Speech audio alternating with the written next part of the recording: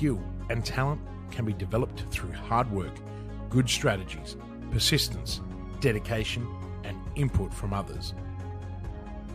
Where focus goes, energy flows. So focus your energy on continuous learning and stop wasting time thinking about looking smart. Build resistance, build vulnerability, build courageousness, and face adversity with a smile. Become comfortable with uncomfortable. You know, the only person that you need to prove anything to is you. Imperfect action trumps perfect inaction. Stop wasting time and get on with it. Failure is part of learning, so start learning by taking action.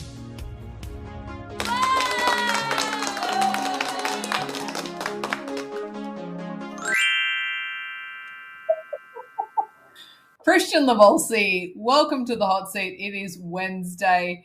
Now, we're talking all about money today. Money, money, money. I'm excited for this, and I really feel like I have no idea where it's going to go because you're in a bit of a butt-kicking mood today. From what happened on our Q&A call with our Evolve clients to what we've heard in the team, this episode could go anywhere. Yeah, just like my camera, I've got huge lag. I can see that actually. That's come out of nowhere. Hang on. We're back. Okay. So the lag's gone. Go Ecamm. Woohoo! All right. Yes, this could go anywhere. I've had a huge day. Kicking everyone's butts. It's my favorite part. I love it. Yes. So strap in, everyone who is joining us today or watching this on the replay. We're talking all about money today, and I think this is a really good topic because it's an important one. We should all know more about our finances, and I think particularly when it comes to forecasting and budgeting, this is where a lot of business owners feel a little bit lost or a little bit unsure about it.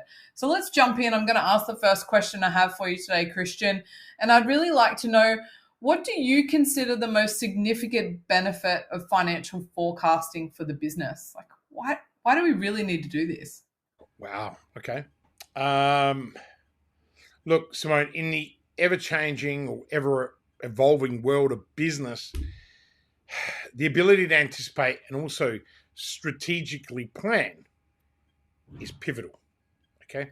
So the most profound benefit of any financial forecasting, from my perspective, that is, lies in the capacity for all of us to forge clarity in growth and chaos. So business at its core is actually an amalgamation of opportunities and challenges. So by adaptly forecasting financial trajectories, we don't just glimpse into our future, we actually sculpt it. Okay, so financial forecasts allow CEOs, entrepreneurs, and business leaders to move beyond the daily grind, beyond the reactive, okay, and into a realm of proactive strategic execution. It's not just about predicting cash flows or managing risk. You know, it's actually about charting that course with purpose, direction, and confidence. And in essence, financial forecasting is actually the beacon that guides most businesses, good businesses, great businesses, through the growth and uncertainty, empowering them to unlock that potential and cultivate those opportunities. But more importantly, build lasting legacies. So, yeah, And I think a lot of business owners, when they think of it, they're not thinking of it in the bigger picture type thing. They're probably saying those things to themselves like, I know the ins and outs of my business. I've been running this for years. I know the trends. I know the months that are going up and down. I don't need to forecast. I can already see what's happening in my bank account. Yeah, look, I mean, all the businesses that come to us who are doing okay, the good businesses, and there's that lag again. It's very frustrating when you have gigabyte internet in the office and then this thing lags. But all the good businesses that come to us, they're already forecasting, right? but they're really budgeting rather than forecasting. So we help them start to analyze their forecast, start looking at 4, 6, 8, 12-week forecasts and setting really clear numbers, because where your focus goes, energy flows, as Tony Robbins says. And that couldn't be truer for anything. So if you focus on generating $100,000, you will generate it in the time that you set it, because the law of averages, the law of numbers, the law of the universe says that if you focus enough on it, then all your attention goes to it. You know that we've got a Googleplex number at the moment as my personal goal that I want to achieve in 12, 6, and 3 months. And, sure, we're not going to achieve one of them immediately, but the lead strategy that I've created for that particular product is already generating 16 leads a day. Yeah. 16 leads a day at $2.31 a lead, right? And God bless you all out there, marketers who think you can do a better job than me, right? And that's taken real strategy. What is it that people really want? What is their pain point? What is it they want to move towards pleasure, right? And really understanding that and working to it. And thank you, everyone, for the love hearts and the ticks. Drop us a comment. That'd be great. I can see if you're on Facebook, I can see comments. If you're on the other channels, I can't. But yeah, so it's about forecasting, right? So you know what money you have to invest back into your business activities, so you can reach those milestones that you want. Yep, and consider this: we have plenty of money in the bank, and yet we forecast. I'm always working out. Okay, what can I spend? I like to make a profit. If you're in business and you're not in business to make a profit, you're a fool. That's simple. Right? Okay? Like, if you're in business, you're there to make money. Don't go telling yourself some bullshit lies because you love what you do. Of course we all love what we do. Otherwise, we wouldn't do it. But if you don't make any money, you will eventually fucking hate it. Here's the G rating, right? But that sort of shit pisses me off. And I used to be one of those dickheads that used to go, oh, yeah, I love working. I love work and I could do it for free. It's nonsense. I like making money. And the moment I flicked the switch and developed the money mindset, I made more money that I could spend. And then I had to learn how to save again, right? Because I was just spending too much money. As my wife says, your 200 sticks in your humidor at home and your thousands of bottles in the wine cellar as a collection is getting ridiculous. And then I kindly try and shut the doors to the whiskey cabinet that's now gone to over 250 bottles. But they're the things that I love. I love collecting them. I love experiencing them. But I've had to relearn to plan and to save, as the Barefoot Contessa says, right? The Barefoot Contessa, the investor. You got to look at the 9 steps to making more money. And I'm sure you forecast when the new wine vintages are coming out and all those sorts of things. So I have a spreadsheet, Simone, that tells me when all of my allocations are coming in. Because yes, there is a certain amount of money that goes out during certain periods. You budget for your your indulgences, shall I say? Very, very much indulgences, luxuries. Luxuries that my customers afford me because they continue to pay me for the work that we do. Yes, that's very cool. All right, question 2. What challenges do you face when you're forecasting revenue growth? What are the challenging things you should be I can hear 3 little lords in the background. Right. They are awesome. I love it. I love their energy. Right. No, forecasting revenue growth, actually, Simone, is a rather complex task that actually involves various challenges, both qualitatively and quantitatively in nature. So you don't know this, but I actually use I have 15 areas that I actually consider as the primary challenges that people might face. So I use that in my scenario analysis. So why don't I try and remember them all? And that might be useful. So historical data limitation, right? Yeah. Economic factors, market dynamics. So these are all the challenges and considerations you have to have when forecasting. And because you sometimes you can't. product life cycles, regulatory challenges, seasonality, external shocks. So pandemics and black swan events, right? Oh, yeah. Okay. Pricing decisions, sales channel dynamics, accuracy of assumptions. So, you may have actually, your scenario analysis 1, 2, and 3 may have actually been completely flawed by the assumptions you made. Then there's organizational challenges. We do, I'm getting heavily involved in merger acquisition advisory again. And I'm dipping my toe back into my own private equity stuff. So, that's something I wasn't forecasting. The great opportunity comes along. You've got your slush fund and you kind of go, right? Consumer behavior. Every time there's an interest rate rise, we know what's going to happen. Consumers stop spending for a few days and then they go, not going to make a difference. I'm still going broke. I can still not afford this house. New products, technology changes. Every time there's a new operating system or something else can come out, can impact depending on different industries if you're in technology. And then you've got bias. And I'm pretty sure that is 15.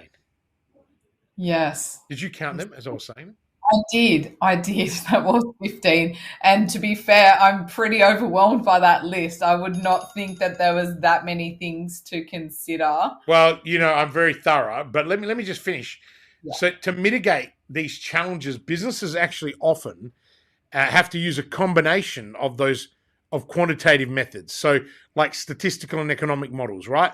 And then qualitative insights like expert opinions, like me, market research, okay, to arrive at their revenue growth forecasts, okay?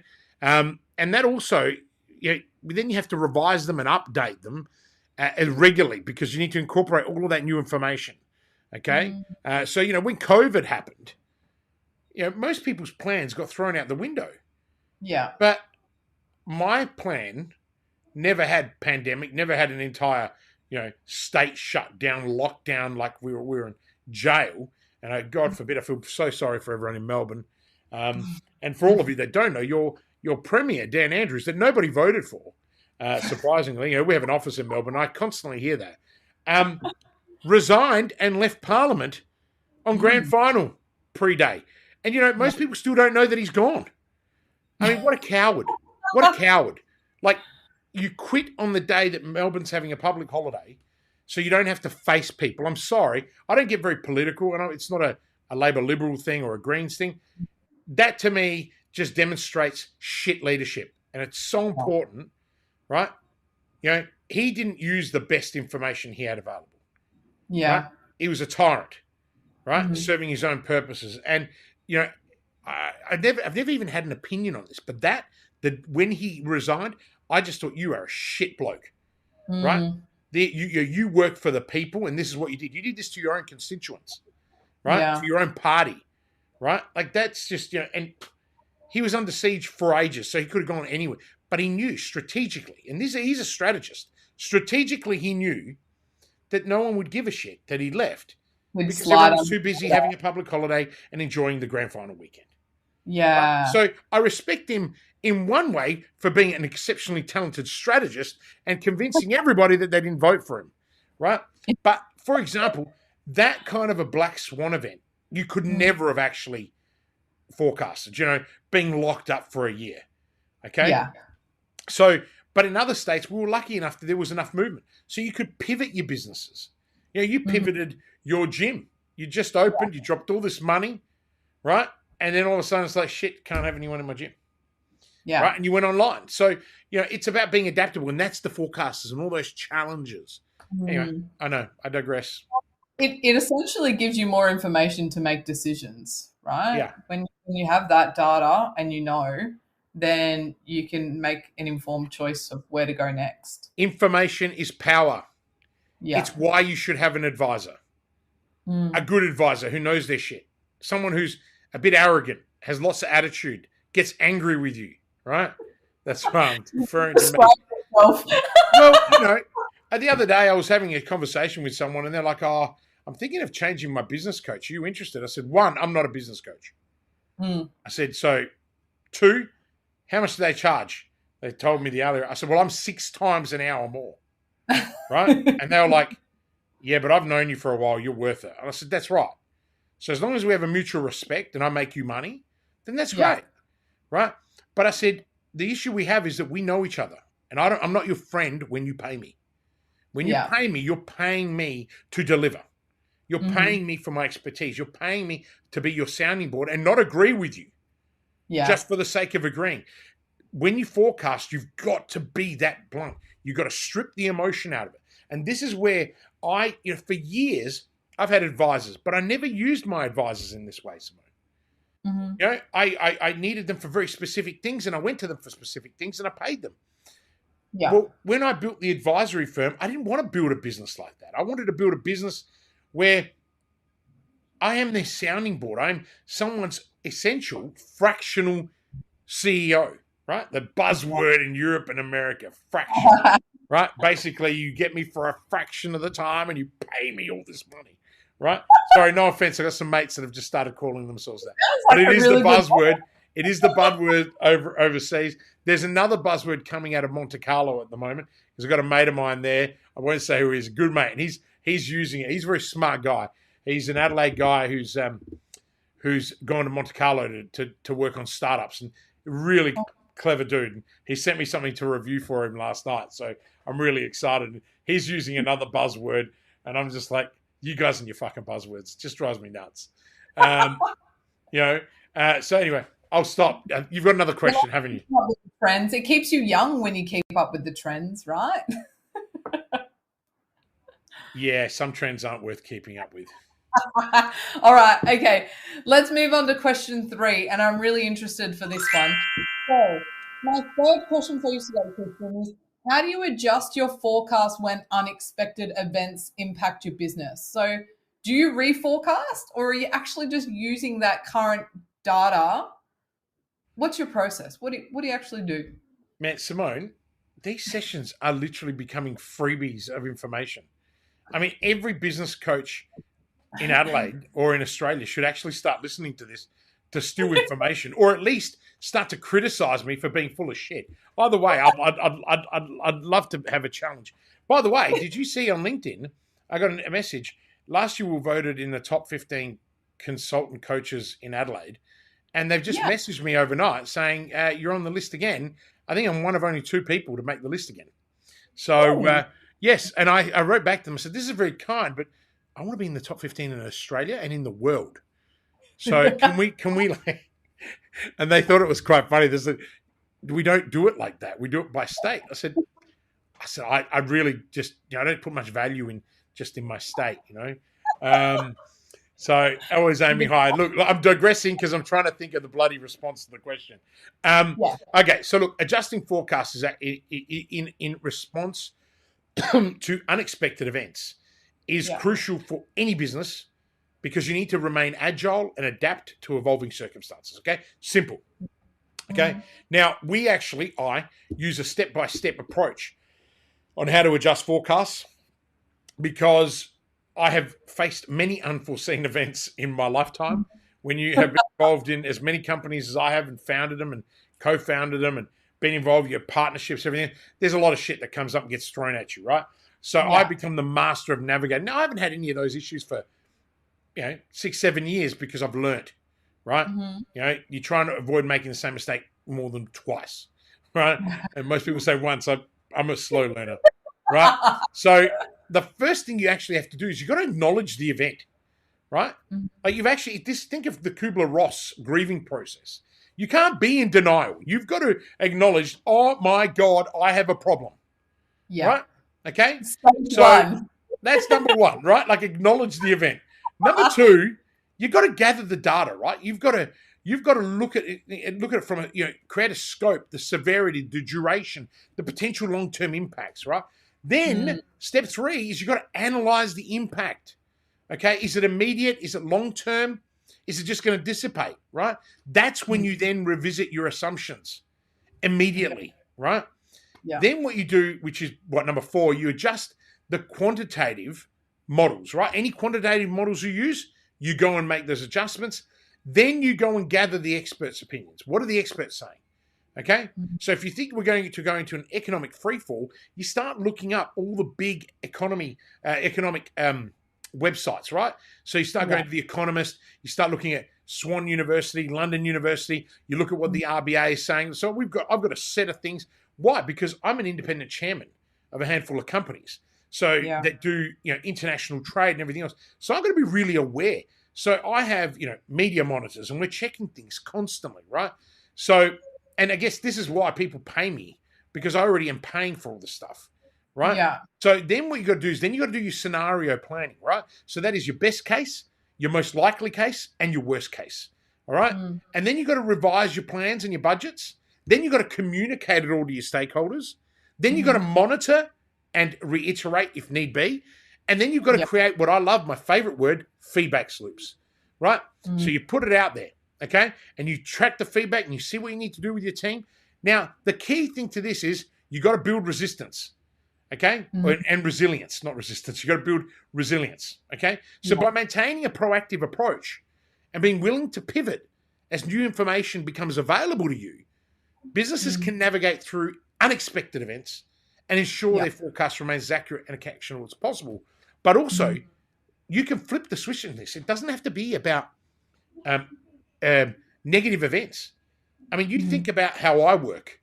I can pivot 10 times in a day, right? Because my brain is constantly in tune, and it drives people crazy. But people are too slow to react. I go so fast, right? But now you're talking about opportunities, right? It's not just a negative aspect of pivoting from financial uncertainty, but what opportunities are you maximizing if you had those forecasts available? That's right. And so, and this is what people don't understand. It's about opportunities and challenges, but you've got to remember this kind of thinking, these models, this method. I'm very blessed that I live in that space 24 hours a day. And I get frustrated in my own companies because I don't want to live in the operational world. I'm good at in the strategic world, and I love being there, but I still got to run my own companies, right? Or I could just sell them. Right, like that. That's the other thing. Why run hundreds of consultancy clients and then still have 4 or 5 companies that you want to make money? But I actually enjoy it because it keeps me in the game. It teaches me. Like when someone says to me, "Oh man, I'm so frustrated with my general manager," I go, "Yeah, I know." Do you like that joke? If anyone missed it, Simone is my general manager for the group, so she missed it for a second too. But the reality of it is, I want to stay connected. So people sometimes, my mentors say to me, "Why do you do it? Just get rid of it." Yeah. Just get rid of everything else and just run you run a business so lean, right? Because I run businesses lean. I wish that my physique would be lean, but unfortunately that's a medical condition that I'm working through. But the reality of it is, right, it's all about how you think. Right? Yeah. And for those of you watching, those people that have stayed with us, those people that are giving us some love hearts and a couple of thumbs up, I'm really grateful because I come on here not because there's 3 people watching or there's a million, right? I mean, I'd love to be Gary Vee, not to be Gary Vee. I'd love to have Gary Vee's audience, but I'm not as clever as he is. He spent 20, 30 years building that. When the internet got created, instead of playing video games, Gary Vee was building e-commerce sites, mate. I take my hat off to you, legend. I don't sit there going, "I wish." I look at it and go, "I wish that I had an audience like that." Right? But he will tell you himself, building an audience like that no longer exists. You can't do it. Right? You can't do it at that rapid level that he's done it because he got onto the platforms early. He always does. He gets on them, he calls them, he invests in them. I can't wait. I'm still waiting for him to buy the New York Jets. Gary been saying that for a while. I'm sure that's in his forecast for sure. But oh look, he's got heaps of staff. They'd be scaling like crazy. But it's so important. Like forecasting is, and it's not that hard. And if you can't do it, call someone who can. Yeah, well, that was going to be my kind of closing question. And I know I've already had my 3 questions, but I'm going to ask another one. I'm not going to lie. That's a lot of information to digest in what we've talked about in 23 minutes. So how do you find the right person to support you for this kind of financial forecasting? Should people be doing this internally in their accounting teams? Is this what you talk to your accountant about? Is this a business advisor? Like, who are you actually going to get the right information? Someone in your industry? Where's it at? I've opened it up for a plug, but come on, just humor me. My friends who are accountants are really starting to not be my friends anymore. Yeah, by all means, go to your accountant, but ask yourself this question: when was the last time my accountant took any care in my business, knowing about it, how it operates, how it functions? Most accountants don't, because they purely do tax, right? And the really good accountants, the management accountants, the chartered accountants, they're more expensive. And even them, the big four, look at what they've proven, right? That they can just send you crazy amounts of bills and not be audited or controlled. And I think that needs to change. You know, and no, I'm not going to spruik myself, because I don't know how many clients we can take. We are full for what? A one-on-one work, I think, is 9 months waiting list, right? Unless it's something that really tickles my fancy. But really, you've got to find someone you can trust, who's going to care about your business, really get in there. And you'll know within a month if that person is full of shit, right? Like that's the key. So don't, if you've hired a bad business coach or a bad advisor before, well, maybe you hired the wrong person, like hiring a wrong staff member. So that's kind of way I'd look at it. Recruit that person like they're one of your team, right? Yeah. And remember, they're a contractor. You can fire their ass, right? Straight away. You don't have any repercussions. So go in with that attitude. Hire slowly, fire quickly, right? You'll know. I say to my clients all the time, there's no fixed contracts. I mean, in our mastermind there is. It's 12 months.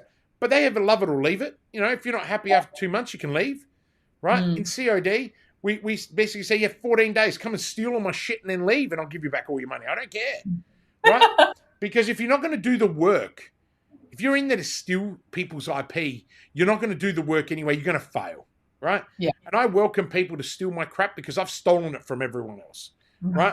So, you know, like, the reality of it is, the only thing that is unique to me is the way I think, right? I can't put that into programs.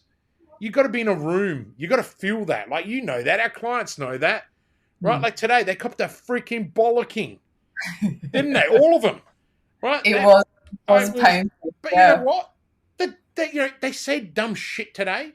And the great thing is, they all needed to hear it. Even though some of them aren't doing that, they all need it. And all of them actually were like, right, okay, there's 10% of that I need to hear, 10% of this, 20%. And that's the value of being in a group coaching environment, right? Remember, I'm not a coach, okay? But I do group work at a higher level. But I actually give them advice. I don't sit there and go, tell me what your wins were today. And then let's go and give ourselves high fives. Coaching for me, hey? We'll leave the coaching in my arena. Yeah, that's your area, right? Like, I mean, I just don't have, I guess, Simone, I don't have the patience for it. You know it. Like, I want to get in there. You tell me what your problem is. Let's work it out. And then by process of elimination, okay, that's not a problem. It's an action opportunity, you pansy, right? Like, come on. And a lot of the time, we're just cheerleaders. You know, a lot of the time, that's what I am. I'm making people aware that they are far more talented than they actually give themselves credit for. I mean, some of the people that we have in our mastermind or my one-on-one class are so talented. And yet they look at me and they're like, oh, look at the contribution you've made. I'm like, all I've done is kick your ass and got you to stay accountable, right? Sure, the strategies are solid, right? But I write the strategies with them. It's not like I don't know enough about someone's business, but I get into it. Like the engineering firm, I go out on the floor when I'm up there.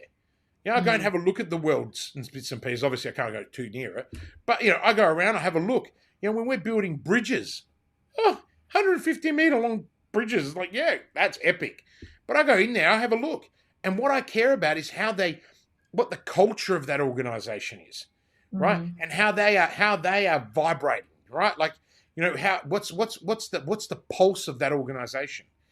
Yeah. And as the chair and head of strategy, without layers of leadership, I can't do anything, right? So, you know, and like I say all the time, I've got the coolest job in the world. I can say whatever the hell I want, and I'm insured for it. Well, actually, we have an insurance problem, by the way. We make too much. We're turning over too much money to be insured with the insurance companies that we've used. I've got to go and I'm still covered, but I got to go and They couldn't believe that. They couldn't believe the revenue. I couldn't believe it. They go to me, "Oh, you. It's our fault. We didn't ask you for your revenue last year, but you're double what we're allowed to insure you for. You've got 14 days." So I've just gone, and so I've got a broker looking at it now. There's companies out there, but I just started laughing. I said, "Are you telling me that most management consultants make less than $500,000 a year?" And they were like, "Yeah." And I'm like, "Oh my God." I'm like, "Wow, we blitzing that." It's like, and I was just like, I couldn't believe it. Like, and again, that's something that threw me out. I never expected that. And lucky that I called. Lucky I was investigating about the level of cover that we needed in the following year. Otherwise, that would have been missed. Imagine that. Imagine if someone decided they wanted to sue me for me giving them really bad advice, right? We could have set the whole company broke for not being covered. Yeah. Because my expectation is that I need at least $5 million of cover. Yeah. Yeah. Well, that's a whole new conversation on risk mitigation in your organization, isn't it?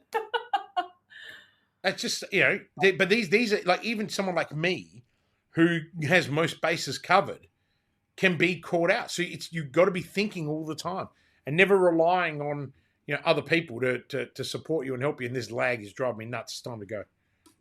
I know, it's really bad now. It's getting worse. Well, Kristian Livolsi, that is the hot seat. Thank you for answering my 3+ additional questions that I always throw in there every week. So to our viewers and our listeners, thank you very much for joining us.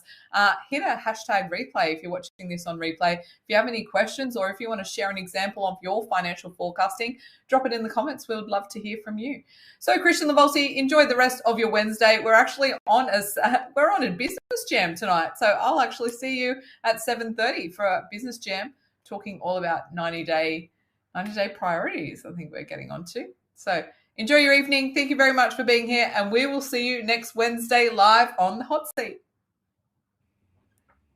Working with Kristian is a game changer. Hi, I'm Adrian Lee from GrowthLink Coaching and Consulting. I started working with Kristian in August 2020 as his LinkedIn growth consultant. We worked together on his LinkedIn brand for about 12 months before becoming business partners in Growth Outsourced late 2021. Kristian is a hidden genius. He helped me break through a significant financial target by restructuring my growth consulting online business offer. I don't know of any one person who can give you so much focus, clarity, and structure to live your purpose and get shit done. He holds you accountable to your words and gives you the tough love when you need it. I love his no BS approach to business and life. Everyone needs a Kristian Livolsi in their life. Do whatever you have to work with Kristian. This is just the beginning for us, and I am super pumped to continue growing together. Thanks again, Kristian.